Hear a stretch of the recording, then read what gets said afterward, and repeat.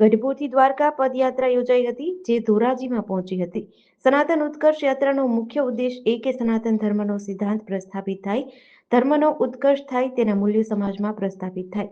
તારીખ 2/1/2026ના રોજ આ પદયાત્રાનો પ્રારંભ થયો હતો, જે આજે ધોરાજી પહોંચી હતી. આ પદયાત્રીઓનું ફૂલહારથી સ્વાગત કરાયું હતું અને અહીંથી દ્વારકા જવા માટે આ પદયાત્રિકો સાથે હરિભક્તો અને મહંતો આશરે 4000થી પણ વધારે લોકો જોડાયા હતા. તારીખ 12ના રોજ દ્વારકા પહોંચશે અને ત્યાં તમામ પદયાત્રીઓ, તમામ હરિભક્તો અને મહંતો દ્વારકાધીશના દર્શન કરી ધ્વજારોહણ કાર્યક્રમમાં ભાગ લેશે અને દ્વારકાધીશના ચરણોમાં શીશ ઝુકાવી ધન્યતા અનુભવશે.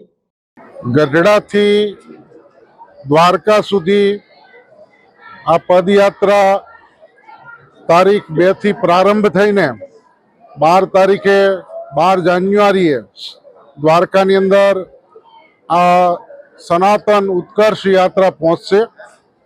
ધર્મધુરંધર આચાર્ય અજેન્દ્ર પ્રસાદજી મહારાજની આજ્ઞાથી હરિભક્તો સંતો 4000ની સંખ્યાની અંદર ગઢડાથી દ્વારકા જવા માટે નીકળ્યા છે. આજે 5મો દિવસ છે અને ધોરાજી મુકામે ભગવાન સ્વામિનારાયણના પ્રસાદીના તીર્થભૂમિની અંદર બધા દર્શન કરવા માટે આવ્યા છીએ અને અહીંયાથી ખૂબ બધા હરિભક્તોનો ભાવ પ્રેમ સ્વીકારીને અહીંયાથી થોડી જ વારની અંદર અમારી યાત્રા પ્રસ્થાન થશે. યાત્રાનો મુખ્ય હેતુ સનાતન ધર્મના સિદ્ધાંતો પ્રસ્થાપિત થાય.